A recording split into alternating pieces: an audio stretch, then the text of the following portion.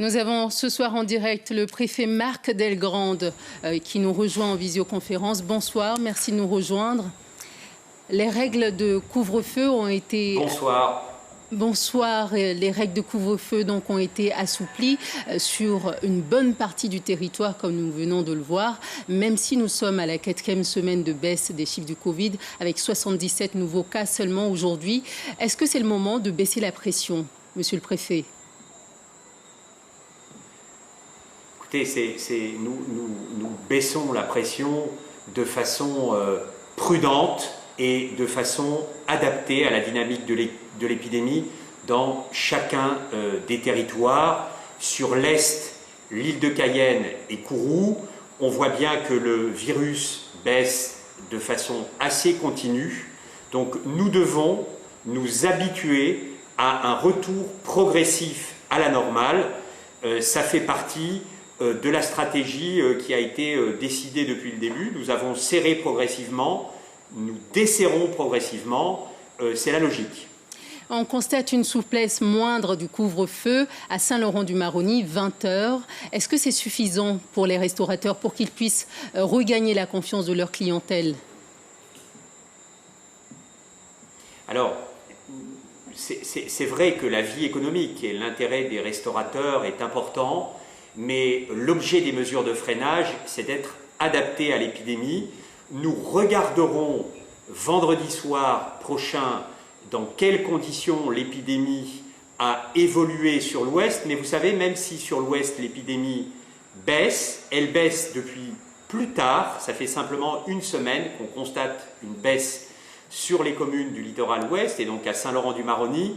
Ça aurait été trop tôt de passer à 22 h, donc on se donne une semaine de plus pour voir comment l'épidémie va réagir.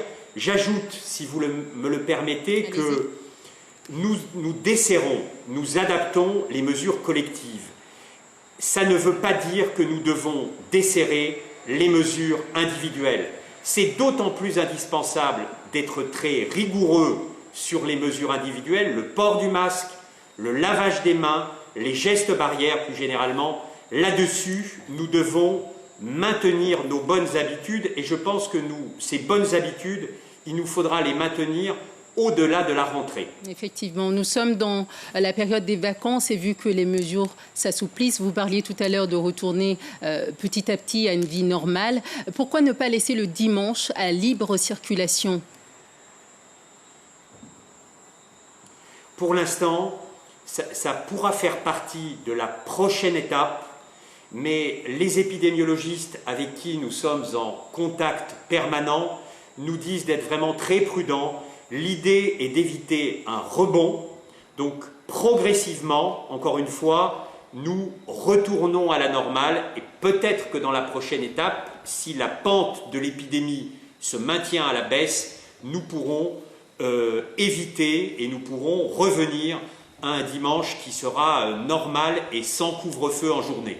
Nous avons parlé tout à l'heure de l'Ouest guyanais. Saint-Georges-de-l'Oyapock dans l'Est était un important et toujours un important cluster qui n'a jamais vraiment été déconfiné. Il passe également à un couvre-feu de 22 h à 5 h du matin en semaine. Est-ce que cela équivaut à un déconfinement de cette commune proche du Brésil? Non, c'est une erreur. Saint-Georges-de-l'Oyapock n'est plus un cluster. C'est sans doute l'endroit où le virus circule le moins désormais dans notre région. Nous avons adapté les mesures progressivement. Là, nous passons à un couvre-feu à 22 h. Nous avons échangé avec le maire de la commune. Nous sommes bien en ligne.